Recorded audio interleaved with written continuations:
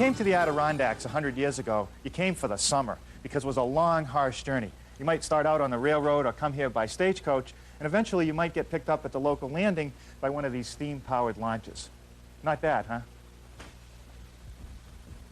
And finally, here's what we came here to see: Adirondack chairs. Now, there's dozens of them at the museum, and these are just 4 examples. They tell me that they were always painted. But let's look at some of the differences. This one had a curved seat and a 6-slat back. And it's a little unusual because it has this brace right here, which supports not only the arm, but the backrest. The one next to it is very similar, except that there are more slats in the seat. They're narrower. Maybe that's all the lumber they had around when this one was built. This one tends to be a little more unusual. It has a flat bottom, 3 boards on the back, and instead of just a board for a leg, it has actually 4 individual legs connected with a fairly complicated stretcher system. But my favorite is this one right here. It has a slightly curved bottom and arms that are wide and slightly sculpted and a 3-board back. Pretty nice. But I think what I'm going to do first is turn this around and sit down and take in the view before I measure it up. Now I'd like to talk about shop safety. Be sure to read, understand, and follow all the safety rules that come with your tools. Knowing how to use your tools safely greatly reduces the possibility of personal injury. And remember this: there is no more important safety rule than to wear these safety glasses. And now I'll show you how I built today's project. Well, here's a version of an Adirondack chair that has some special meaning for me. It's one that my father built about 35 years ago. And he told me that he used just scrap lumber and that the pattern was really just an idea that he had in his mind. Now, it's been painted about 20 times, and it's seen better days. And I think there's a couple improvements that I could make. One is, I think it's too low. And for old knees like these, getting up out of a chair like this is going to be difficult. And the other thing is that the arms are slanted. And if you set anything on it, it's going to want to slide down. So I think we should bring those up. And I looked at some store-bought versions like these. This one collapses for storage. I don't know if we need that feature. But what really concerns me is that it's made out of oak. Oak doesn't weather very well, and even with preservative, I think it's going to turn black. Now, they did use some nice brass screws, but overall, I think the chair is just a little bit too narrow. Now, over here is one that's even a little bit better. This one is made out of cypress, so I know it's going to last forever, and it's real nice to work with. And what they did is they curved the back like my father's, and they put a big frame on it. They've used stainless steel fasteners, and wherever there were screws or nails, they filled them with some kind of filler. And I'm a little concerned that that might fall out with weathering. It's pretty comfortable, but it tends to sit a little bit low at the back edge, not supporting your back. Now, with all the ideas from all these different chairs, taking the best, I came up with this as being our version of the Adirondack chair. It's made from cypress, so it's going to last forever.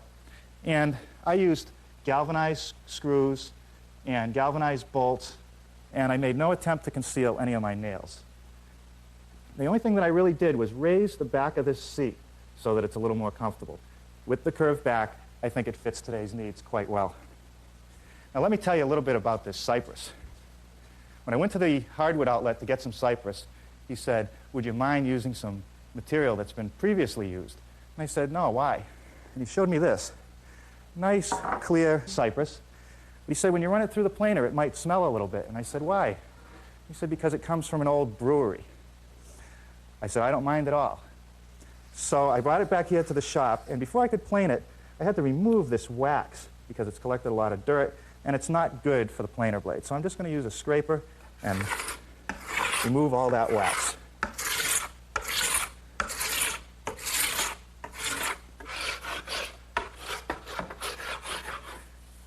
All right, that takes care of the worst of it. Now, my stock is about 1 inch thick in the rough, and I want a finished product 3/4 of an inch thick. So I'm going to use my thickness planer, which is just a wheel with a couple blades that turns at a high rate of speed, while a couple other wheels that are rubber feed the wood through the planer. Now, I'll take about a 32nd of an inch with each pass, flipping the board until I reach the right thickness.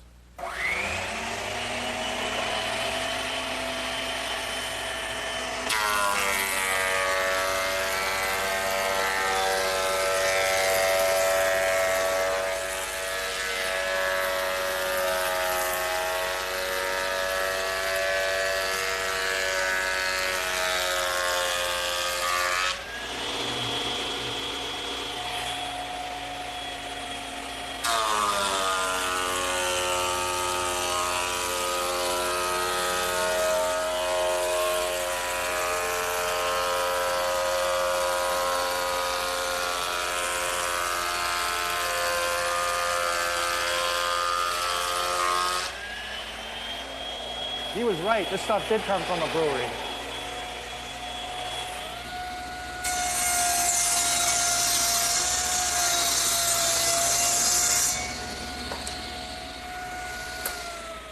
You know, until you've had the opportunity to work with cypress, you don't realize how beautiful a wood it is to work with. It saws, planes, and routes perfectly. It's a perfect woodworker's wood, especially for projects like these. Now here are all the pieces that I need for the chair. And they came from 2 8-foot 1x6s, 2 10-foot 1x4s, and a 10-foot piece of 1x3. Now to get started, I want to make these side members right here. So I've developed a pattern like this.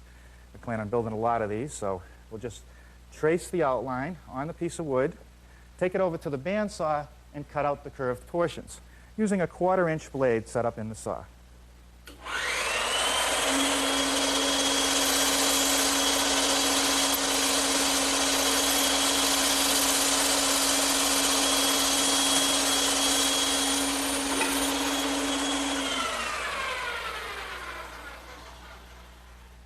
In order to smooth out the bandsaw cuts, I'm going to use this drum sander attachment in my drill press. Now this one uses ordinary sandpaper, which I cut to size and slip into a little groove.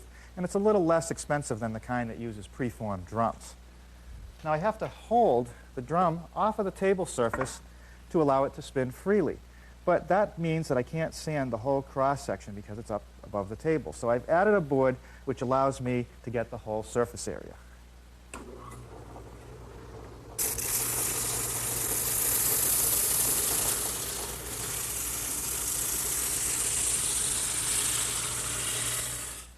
Now I'm ready to attach this front piece to those side members. And I've set it up on the bench over here. And the first thing I'm going to do is pre-drill a hole using this bit, which gives me a countersink for the screw heads.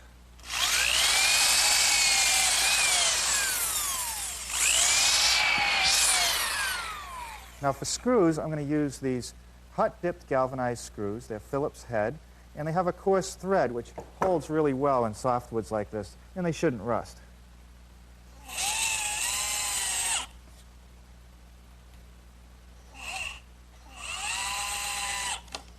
The next piece to make is this back piece right here. It holds the legs together, and it acts as a nailer for the back slats. It comes out of a piece of 1x6, and I've laid out the shape from a pattern. I'll cut it on my bandsaw, but I want to save this piece right here because that's going to become this curved slat down at the bottom.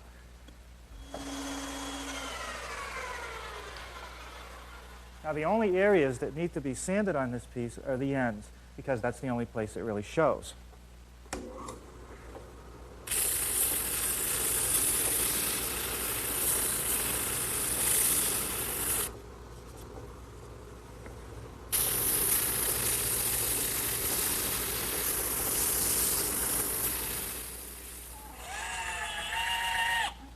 Okay, that holds everything together for the next operation, which is to put the vertical legs at the front of the chair. I put a little mark because the legs hang down 11 3/4 inches below this front piece. And I've made a little template to drill the holes for the carriage bolts. And I'll hold all these things in place using these spring clamps. Now, I could use C-clamps, but these spring clamps are real handy and they don't take very long to set in place. Okay, make sure it's aligned. Now I'll just drill the holes using a 1/4-inch drill bit.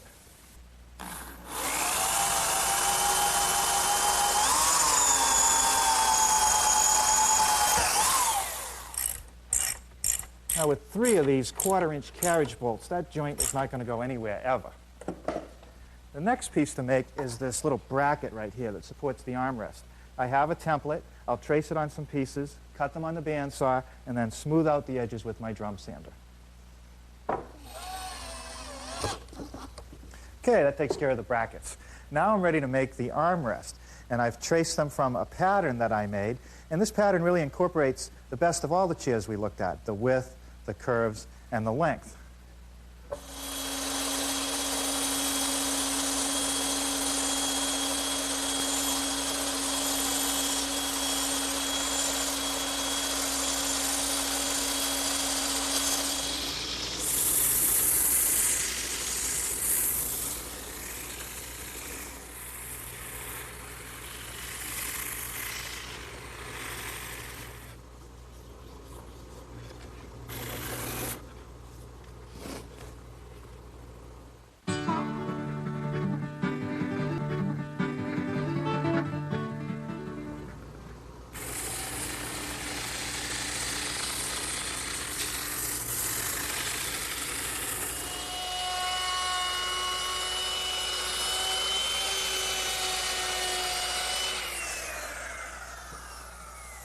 I've just rounded over the top edge of my armrest using my router and a 3/8" radius rounding over bit.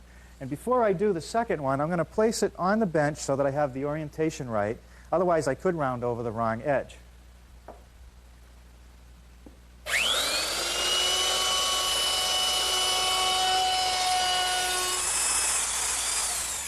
Well, it's really starting to come together now. Now, these armrests, I pre-drilled the holes with the same drill bit with the countersink, and I'm using the same all-weather screws as I used before.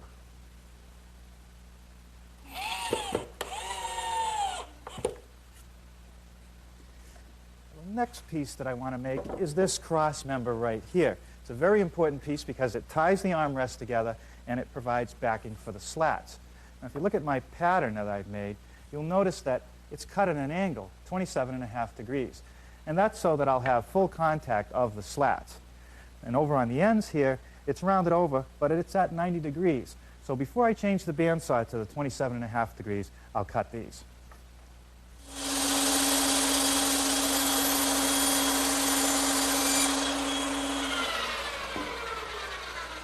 Okay, that takes care of the 90-degree cuts. Now I'll tilt my table to 27.5 and make the other cut.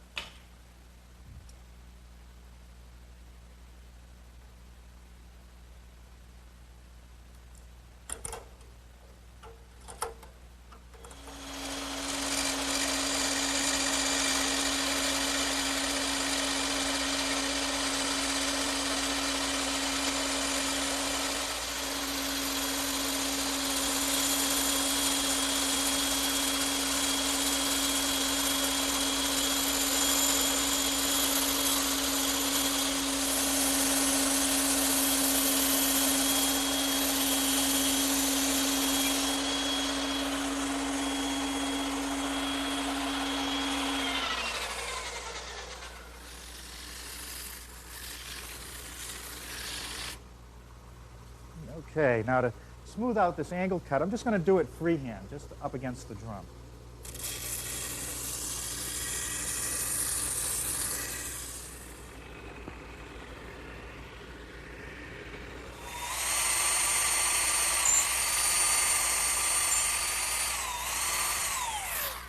Well, as before, I'm using some spring clamps, a 1/4" hole for a 1/4" carriage bolt, and that'll tie the cross member to the arms. But with these bolts tightened, I can take off my spring clamps and put in another pair.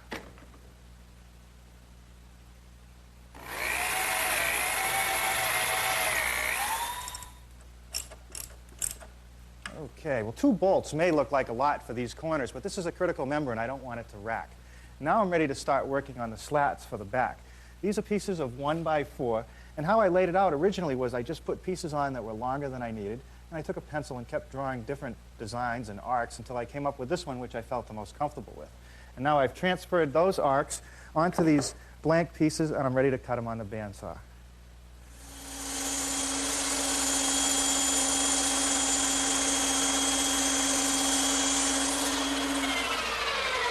Well, I sure got my money's worth out of my bandsaw today.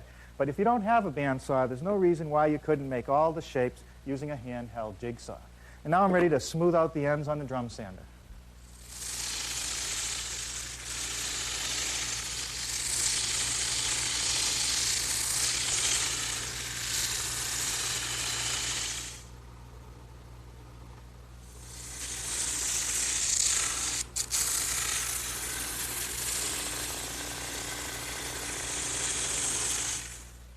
Right here, all the pieces are laid out in the right orientation. And I've numbered the bottom 1 through 5. And the numbered side will be the face of the back. And I want to round over all the edges using my router with a 1/4" rounding over bit. Now, underneath all these pieces is a nice little foam pad, which stops the piece from sliding around as I route it.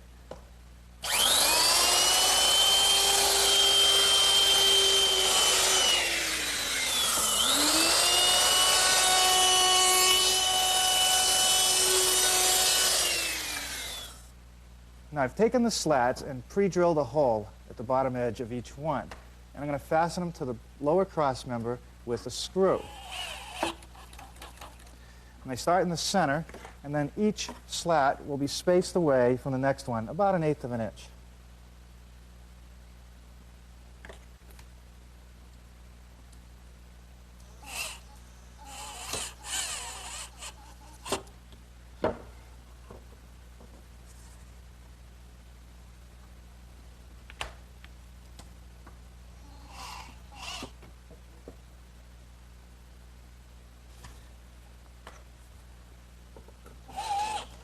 Okay, with them screwed in place, I'm ready to align them. The center one is just perfectly centered up and down. You fan the outside ones up against the arms and space the intermediate ones just by eye so they're equally apart, like that. Well, if I built the chair correctly to this point, the armrest will be perfectly level. And the distance between the edges of the two back cross members will be 13 3/4 inches. Now, it's kind of hard to measure that and nail at the same time, so I've made a little guide stick or cleat to hold it at the right distance. Now, you could use nails or you could use some screws, but screws concern me as a hazard because if the chair is in the sun, they're going to get real hot, and leaning up against that, you might get a little burn. So I'm going to use the nails, and I'm going to use a pneumatic nailer with 5-penny galvanized nails.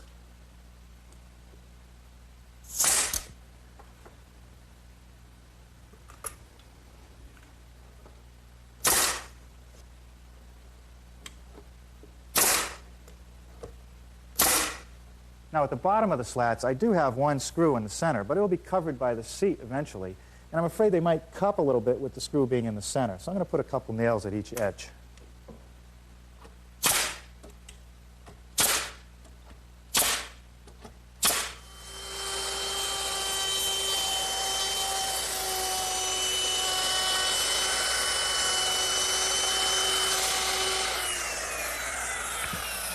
I'm rounding over the top edges of the seat slats using the same 1/4 inch rounding over bit that I used for the back slats.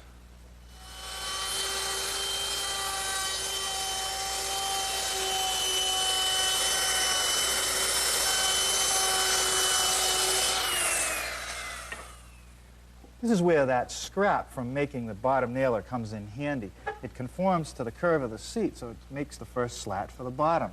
I'll just line it up by eye and fasten it with a couple nails in each end.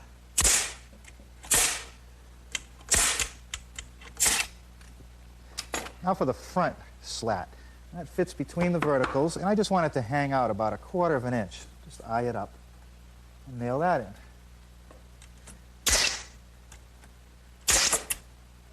The rest of the slats on the bottom get spaced about 1/4 inch, and I've made some little spacers here out of some scrap just to see how it looks before I put the final nails in.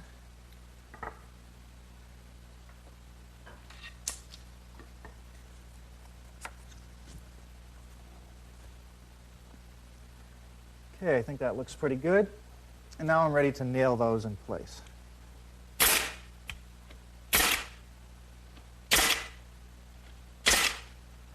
Okay, let's check this out. Ah, that feels pretty good. Well, I suppose I should contemplate some kind of finish for this chair. But, you know, considering that this wood came out of a brewery, I don't think it needs much preservative.